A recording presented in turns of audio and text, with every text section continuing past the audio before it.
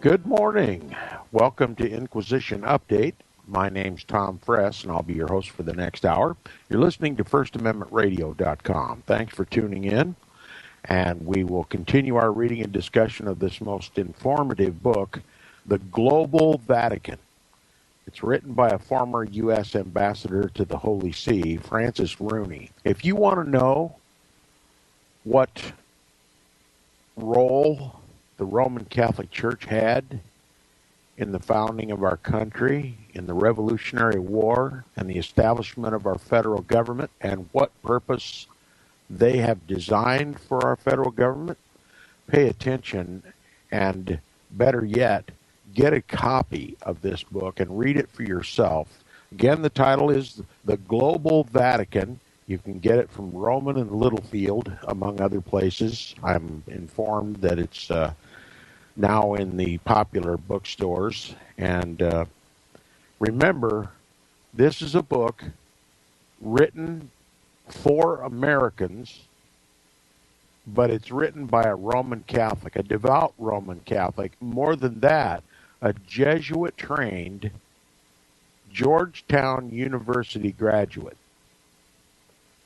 And as I've pointed out so many times in the past, Georgetown University seems to be, well, the favorite recruiting source for some of the most powerful positions in our government. And in this case, Rooney, Francis Rooney, is no exception. He was groomed at Georgetown University for his role as the U.S. ambassador to the Holy See. It shouldn't let slip past your cognizance what role these Jesuit universities, 28 of them in this country, what role these universities, these Jesuit universities play in positioning their people in the highest offices of the land, and what is their ultimate goal. Yesterday on the broadcast, we began to recall some very interesting and critical historical information about the colonial period, and particularly about Jesuit John Carroll, the founder of Georgetown University. And the author, Francis Rooney, is going to continue his discussion about his early days at Georgetown. He says on page 4, the second to the last paragraph, if you're following along in your own copy, it says, as depicted in the sculpture at Georgetown, he's talking about the statue that stands out in front of the hall there, the main hall, Healy Hall at Georgetown University.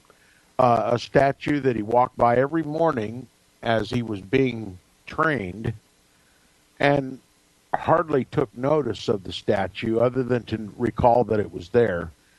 A statue which now has great importance in Francis Rooney's life, because he understands now who John Carroll was and what role he played in the founding of this country. He says, as depicted in the sculpture at Georgetown, John Carroll sits in a chair perched atop a granite pedestal.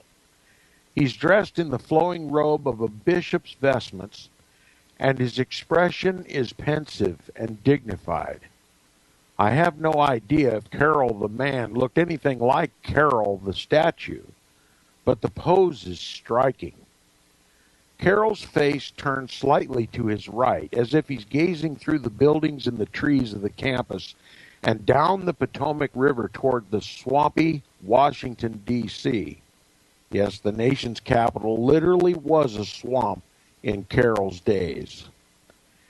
He appears to be contemplating the future. Or maybe it's the opposite. Maybe he's looking further downriver toward the distant Chesapeake Bay, recalling the difficult past. And we're going to get into what difficulty the Chesapeake Bay area had for Catholics as we continue. He says, one of the unsettling truths about the America in which Carol was born and lived is how inhospitable it was to Roman Catholics.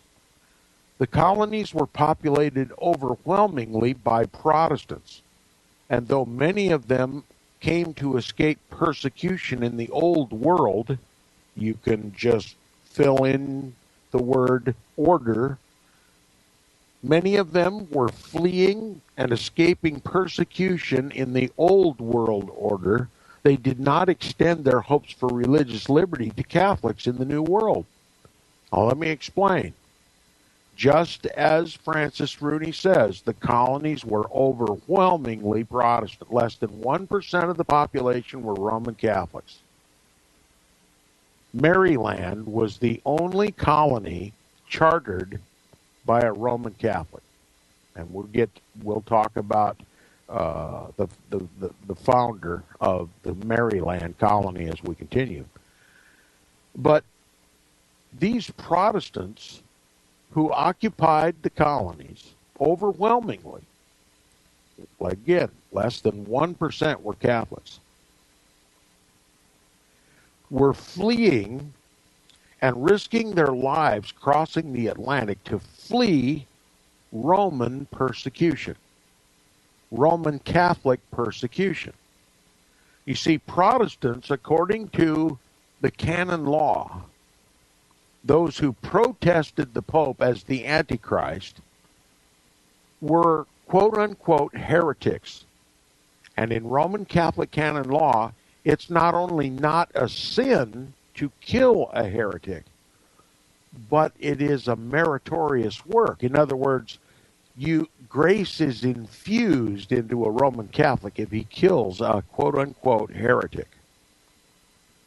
And as I have recited over and over on Inquisition Update over these many years, it was a meritorious work to kill a Protestant, one who would not bend the knee to the Pope. And history is dripping with the blood of the saints and the blood of the martyrs of Jesus at the hands of the papacy and the governments over which he ruled. That was the Old World Order. It was religious persecution on a continent-wide scale. And too many of the colonial period Protestants remembered the martyrs of Jesus. Some of them were their own family members. And so they fled for their lives. They were sick and tired of religious persecution. They were sick and tired of not being able to find a job, of being hounded to death, being persecuted not only by Roman Catholics, but persecuted by their own governments. There was no place to turn for a Protestant until the Protestant Reformation. But that was an era of struggle too. Rome fought back and has ever since sought to destroy Protestantism. And we've talked about that already many times in the covering of this book and the strategies they used to put down Protestantism. Protestants had darn good reason to come to these colonies and to hope against hope that they would never again have to face the papal tormentor. and they were dead set on protecting themselves against further papal atrocities. And so that made any Catholic in the colony, already an extreme minority, a potential lethal and spiritual enemy. A lethal enemy and a spiritual enemy, because after all, he worshiped the Antichrist. He obeyed the Antichrist. Every Catholic represented to the Protestants as a potential overthrow of the Protestant majority. And they knew from the history of England that the papacy even launched the Spanish Armada to overthrow the Protestant crown in England and to regain England for the Pope. That there was no end to their attempts to oust Protestantism from England. And they simply wanted peace in the colonies. And so Catholics were watched carefully. Now, he continues, he says, Massachusetts Bay Colony set the tone in 1647 when it banished under threat of death any, quote, Jesuit or ecclesiastical person ordained by the authority of the Pope, unquote. Why would peace-loving Protestants, those who know and love God's law, and the law that says thou shalt not kill, why would they threaten to kill any Jesuit or any ecclesiastical person ordained by the authority of the Pope? Because if they were ordained by the Pope, they were ordained by the Antichrist. You see, this was serious business. And they had over a millennium of history proving the lethal intent of the papacy over Protestants. To them, it was a matter of life and death. We cannot allow Roman Catholicism to immigrate to this country and somehow get control of this country for the Antichrist. Because Protestants, the gospel will be shut down again. The Protestant Reformation will be overturned. So it wasn't just a matter of establishing a new colony. It was to get away from Roman Catholic persecution and to ensure religious liberty for Protestants. But there were Catholics in the colonies. Precious few, and I say precious because that's a figure of speech. In my mind, they weren't precious. They represent the Pope. They're emissaries of the Pope. Every Roman Catholic's first allegiance is to his faith, and the leader of his faith is the quote-unquote Holy Father. That's just not a nickname they call their popes. To them, he is the Holy Father. And to not help spread the Pope's authority and jurisdiction and control and power over these colonies would be considered by the Pope as an act of violence against himself. Every Roman Catholic, according to canon law, is a missionary for the Pope. And every land in the world is a mission. World conquest has always been the goal of the Antichrist. That's what's never taught in your history books in school. And worst of all, it's never taught in the churches. Now you have to ask, who's got control of the churches? Really good question. I hope somebody takes the time to investigate who got control of the churches where we should be taught vital information like this. Why have they eliminated this information from the school books at school? Why has this been erased from history? you can look all over the town in which you live and ask anybody you want, regardless of religion, regardless of financial status, regardless of race, regardless of anything. Ask them the question, do you know who the Antichrist is? They can't tell you. Or they'll say something ridiculous like Barack Obama, completely clueless. Completely clueless.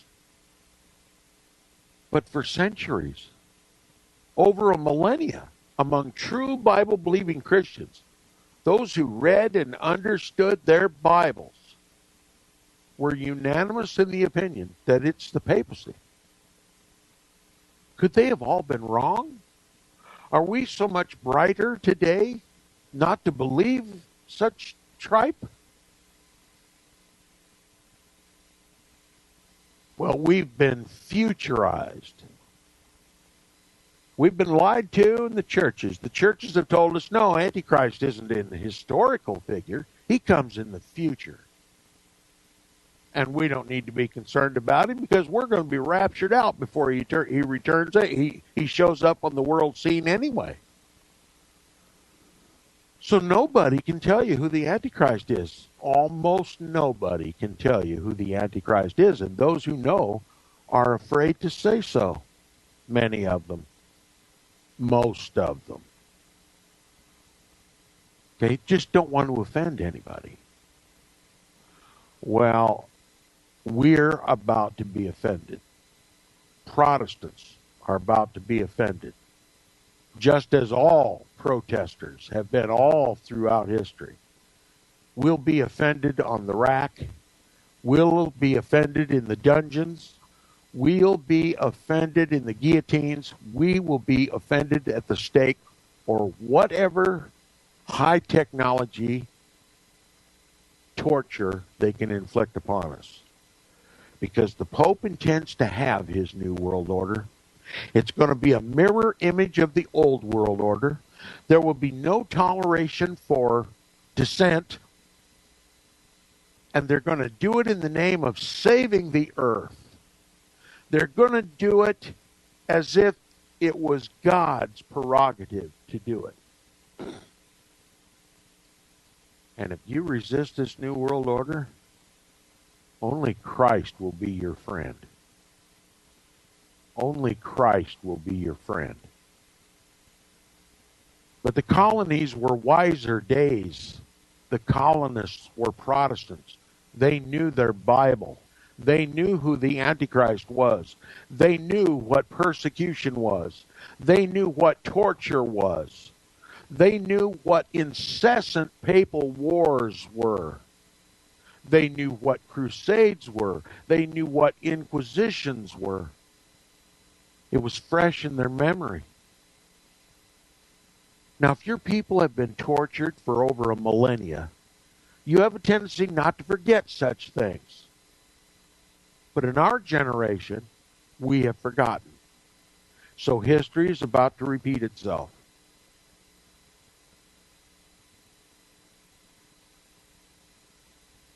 In the early colonial period, you can call it religious hatred if you want. I call it self-defense. Defense of the gospel. To keep Roman Catholics under subjection. To make them Protestant. If nothing else, to make them non-Roman Catholic, non-papal. But against all their efforts, the colonies were eventually duped. And we'll talk about how they were duped as we continue. He says, Massachusetts Bay Colony set the tone in 1647 when it banished under threat of death any Jesuit or ecclesiastical person ordained by the authority of the Pope. Why did they threaten the death of Jesuits? because the Jesuits are the papal militia. They are the ones who were assigned, created for the very purpose of destroying the Protestant Reformation. And they had the Council of Trent, over a decade of meetings, to organize the overthrow and destruction of Protestantism. It was an immediate answer of the Jesuits to the Protestant Reformation. Protestantism has to go. They warn the world that the Pope is the Antichrist. We've lost nearly all of Europe because of the Protestant Reformation. People are free now. They're not under the thumb of the Pope, the Holy Father.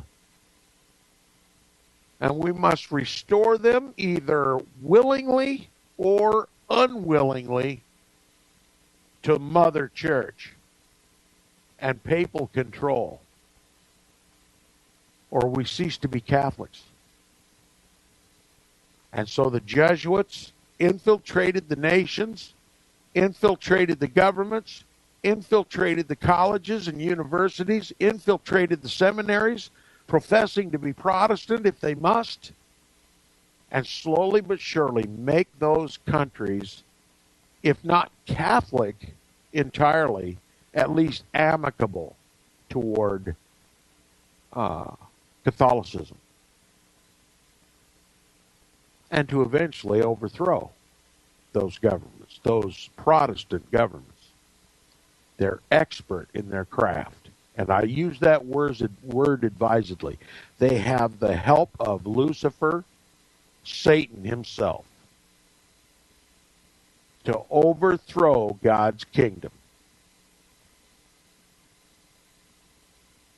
There was a threat of death in the early colonies, a threat of death to any Jesuit or any ecclesiastical person ordained by the authority of the Pope. Virginia had a law excluding, quote-unquote, popish recusants. That's a term used to describe Catholics who persisted in practicing their faith from a host of occupations and rites, okay? If every Roman Catholic who is true to his faith and continues to practice his faith despite the prohibition against it, can be trusted to be an emissary of the Pope and to do everything in his power to make America Catholic. That was their goal for over millennia. It was certainly the goal since the Protestant Reformation. And so every Protestant knew that this Catholic represented a lethal and a spiritual threat. And so they denied them occupations of responsibility. That is, government, law enforcement, all kinds of occupations were prohibited to Catholics. It was an effort to preserve Protestantism. It was an effort to preserve Protestant rights and that the gospel of Jesus Christ might go forward in the colonies without the Antichrist battling against him. Okay? Don't you wish you'd have learned all these things in school? Don't you wish you'd have learned all these things at least in your church? Okay? Some version of this law was on the books in nearly every colony, including John Carroll's birthplace, the province of Maryland. That's right. The Maryland province, named after the Virgin Mary, established by a Catholic family, Calverts. We'll get to that in a minute. Let me just get to the point. Look, here's a new nation being born. The colonies are overwhelmingly Protestant. There's just a fraction of a percentage point of Catholics in the land. What kind of an attitude are you going to take? I mean, after centuries and centuries and centuries of persecuting non-Roman Catholics, now you find yourself a Roman Catholic in an overwhelmingly Protestant land? Why, you're going to preach religious liberty, aren't you?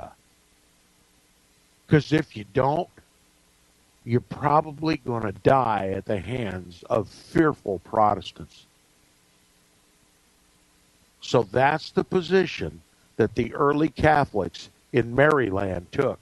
And even then, they were overwhelmed by Protestants and had to deny religious liberty to Catholics, even in the Maryland colony. We'll learn more about the colonial period when we return from the break. You're listening to the Inquisition Update on First Amendment Radio. Stay tuned. Welcome back from the break. You're listening to the second half hour of Inquisition Update on First Amendment Radio. And if you'd like to contact me, make comments or suggestions or even criticisms, please do so by email. My email address is tom@seawaves.us. That's Tom at SEAWAVES. Now, we'll continue in the book, The Global Vatican, by former U.S. Ambassador to the Holy See. I hate saying Holy See, but I have to because nobody would know what I'm talking about in this day and age if I called it what it really is.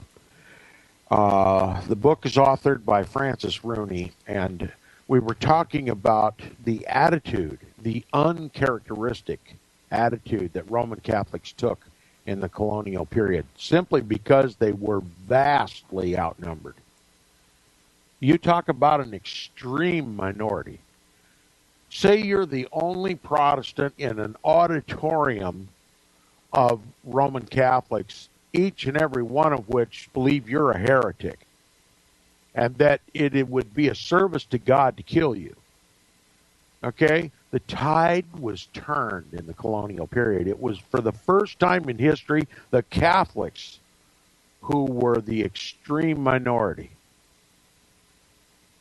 And these Catholics wanted religious liberty. Never before in the history of the Roman Catholic Church, from its very beginnings, by Simon Magus, back in the earliest days, has Rome ever advocated religious liberty. There's no such word as religious freedom in the Roman Catholic language, in Roman Catholic canon law. And they've got over a millennium of history proving their thesis. Okay? If you're not Roman Catholic, you don't have a right to live. And you receive grace from God if you kill a heretic, a Protestant. Now these Catholics in the colonies, they're talking religious liberty. Why? Because they're in an auditorium full of Protestants who believe that they represent the Antichrist of the Bible. And so they literally did anything and everything they could to preserve their lives and preserve their faith so they could raise themselves to power eventually and overthrow the Protestant majority. That day is today. How many people do you know that even know the definition of Protestantism? Do yourself a favor. Go to any good search engine on the computer and type in the word Protestantism definition and read what it says. For the first time in most people's lives, they will hear the true definition of Protestantism. It protests the papacy. Okay? A sect of Christians who believe that the Pope, whoever he is in whatever generation, the Pope is the Antichrist. That's what you find, right, in Wikipedia or any other source. And you ask a Protestant today what it is to be a Protestant, they can't tell you. If you ask them what they protest, they can't tell you. They certainly won't tell you the Pope. Do you think maybe these extreme minority Catholics in the early colonial period have indeed grown in strength and in power and in influence and control? Such control that a Protestant today can't even tell you who he protests?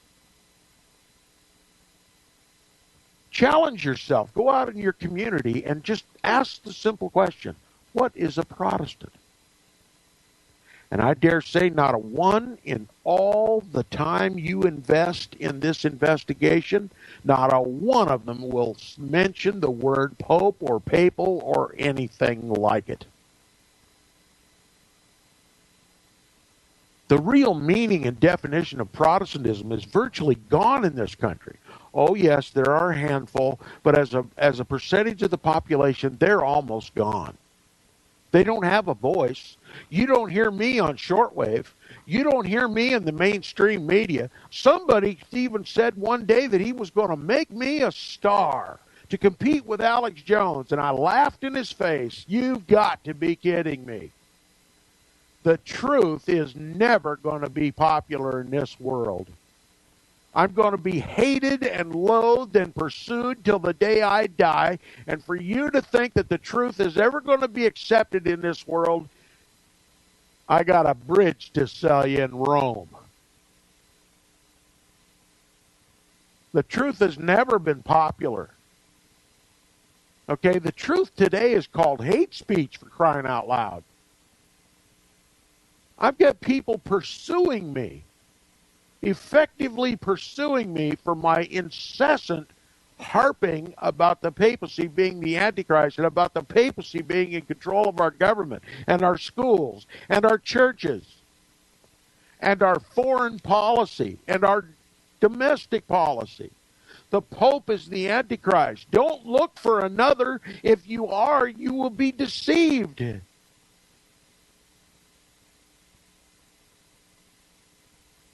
And I've named names.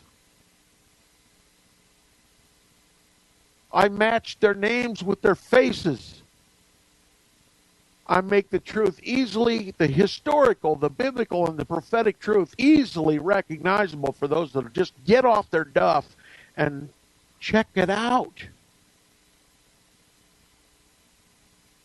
To this new world order, if I'm ever given a voice, I'll be a lethal threat. Just like the Protestant reformers were.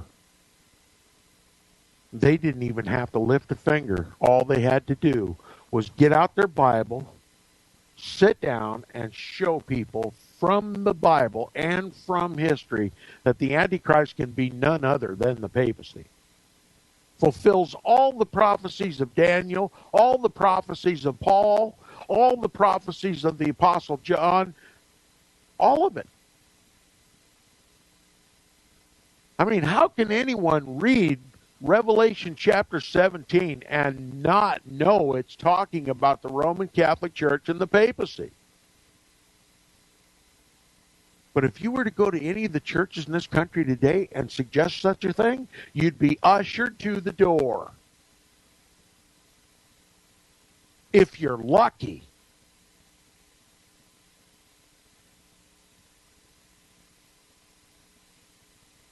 When you tell the truth, you better be accustomed with persecution.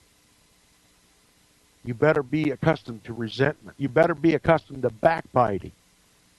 You better be accustomed to somebody trying to trip you up all the time, to make a mockery of you, because your kind just aren't compatible with the New World Order.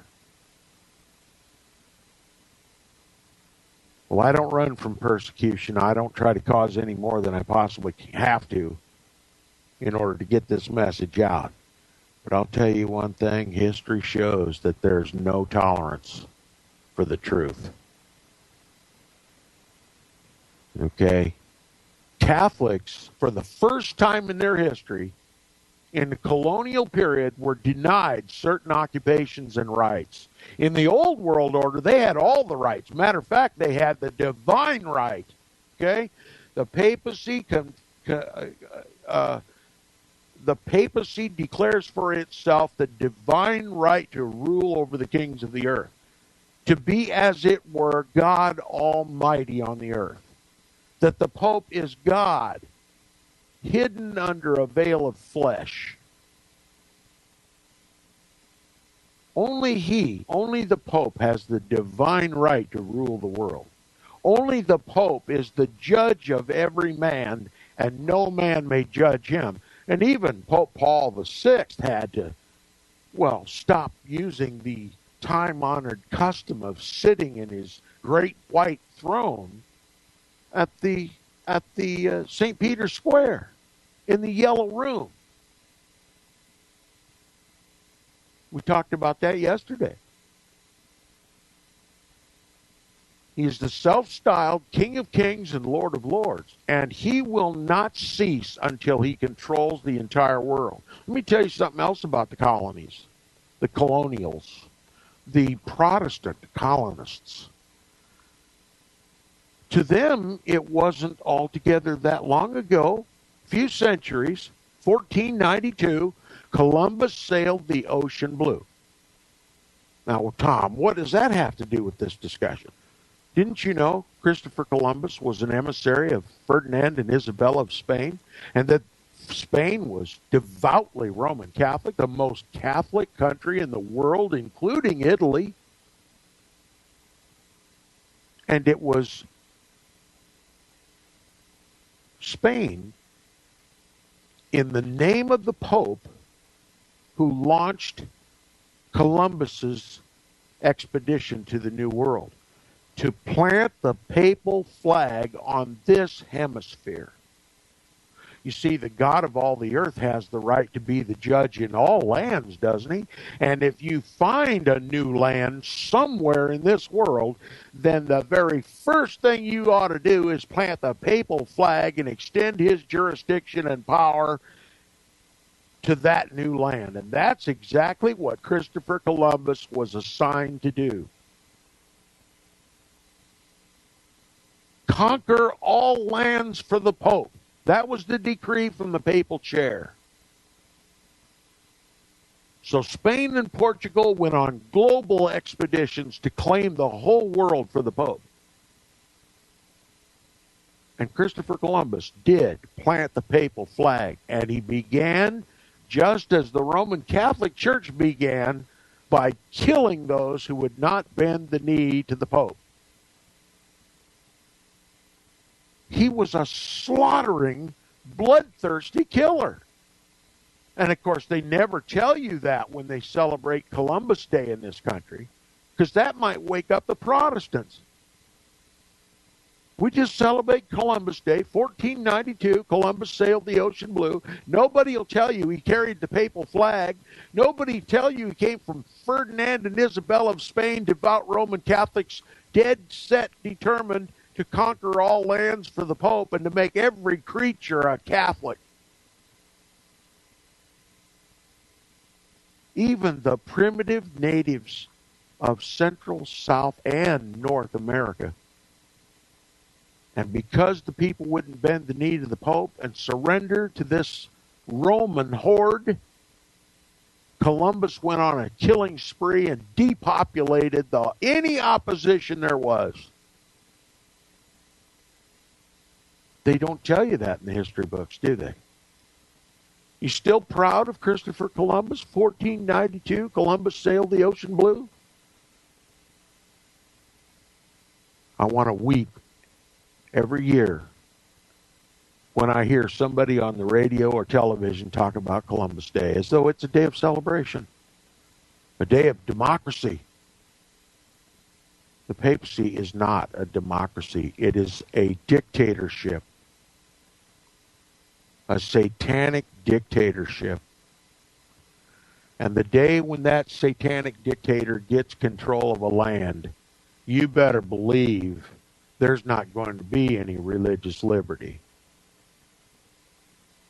And for Protestants today, well, you can keep calling yourself a Protestant so long as you believe in a future Antichrist that hasn't come yet. Just so long as you obey the civil laws of this land, which are written to conform you to compliance to Roman Catholic canon law. You don't have to know you're Roman Catholic to be Roman Catholic. As long as you are under the jurisdiction and control and laws of the papal throne, you can call yourself chicken soup. The Pope doesn't care. But that's how it all started. Less than 1% of the population were Catholics in this country. The rest were Protestants, very knowledgeable Protestants, knowledgeable in the Scriptures, knowledgeable in history, knowledgeable in prophecy, and they knew from history and the Bible and prophecy that these few Roman Catholics in this colony represented Satan himself.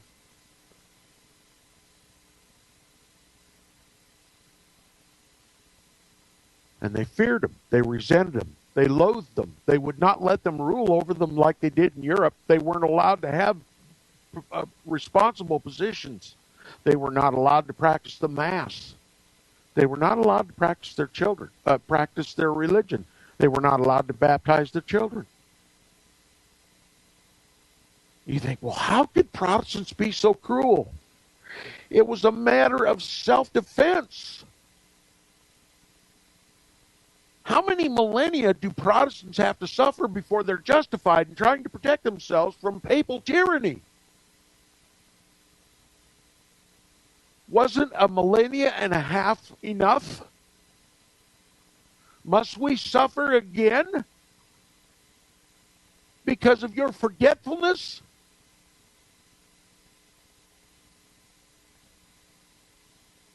What about all the martyrs of Jesus throughout history who died at the hands of the papacy? Do we just forget about them? We already have. We already have. And to talk about the martyrs of the old world order, the God-fearing, Bible-reading, Jesus-worshiping Protestants, those who protested the papacy all the way back to the beginning, long before the Protestant Reformation, do we dare to forget them? You don't read about them at all in the schools or in the churches or in the mainstream media or anywhere else. They want you to forget that. Well, I guarantee you, Francis Rooney, a Jesuit-trained Roman Catholic, hasn't forgotten it. He may not talk much about it, but he knows about it. And I believe he also knows what his role will be as a U.S. ambassador to the Holy See, and even after his term is over. The imperative for Roman Catholics is still the same: conquer all lands for the Pope. And that's still Francis Rooney's occupation. Okay? Catholics were even denied religious liberty in their own Maryland colony, because the Protestants feared religious liberty for Catholics. They knew the dangers. Now, you don't hear talk about them going around killing Catholics, burning Catholics at the stake, stretching them on racks, torturing them in dungeons. You don't hear about torture. They just denied them responsible positions in government. Wouldn't allow them to vote. If you allow a Catholic to vote, he's going to vote for a Catholic. And they too will overthrow, eventually, Protestantism by overthrowing the government and making it Catholic, and then imposing Roman Catholicism on the Protestants. History has already proven that thesis. Okay, I beat this to death, but I'll tell you, it's just something that we need to know about, and something you are not likely to hear from anywhere in this country today, especially in this new world order, where it's become an offense to criticize anybody's religion. Anyway, the author continues. He says, initially, Maryland was intended to be the exception to the rule. Okay? Maryland was going to make itself a model for religious liberty. We've got to convince these Protestants that we're no threat to them. We've got to have religious liberty in Maryland. Of course, that's what you say when you're an extreme minority. You ever faced with a gang of thugs who want to beat your head in? You get real cooperative. You get real friendly. You wear a great big smile.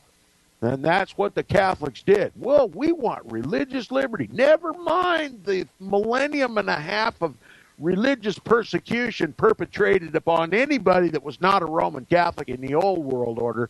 We want religious liberty in this one. By cracky. Okay? Initially, Maryland was intended to be the exception to the rule. The colony was founded by a Catholic Englishman, Cecil Calvert, better known as the Second Lord Baltimore. Okay, Lord Baltimore. That's what they called the leader of the Maryland colony. I don't know where they get it, but Lord Baltimore was his title. His name was Cecil Calvert.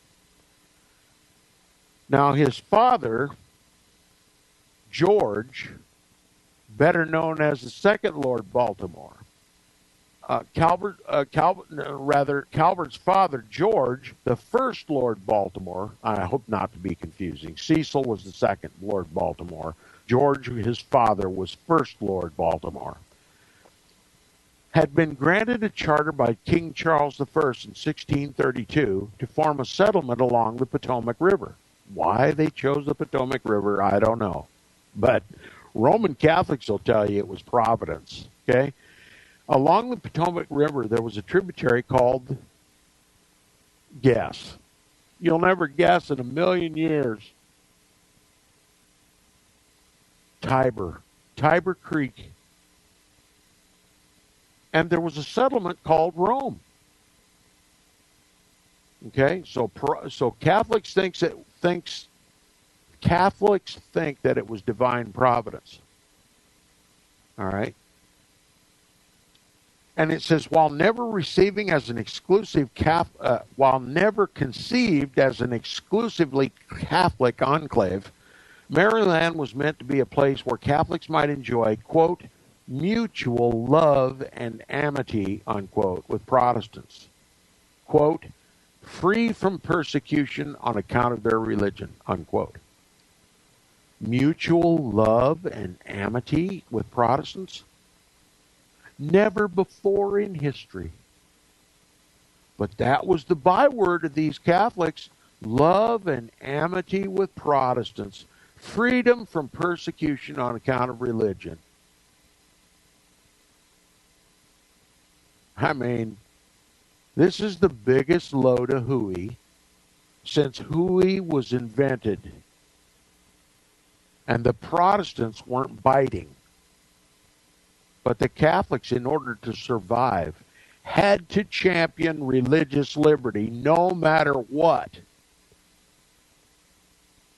He says George Calvert died shortly after receiving the charter, and it was left to Cecil, his son, the second Lord Baltimore, to organize the settlement, which he did in 1634 when the Ark and the Dove landed in Maryland's Chesapeake Bay, carrying Jesuit missionaries along with Catholics and Protestant settlers.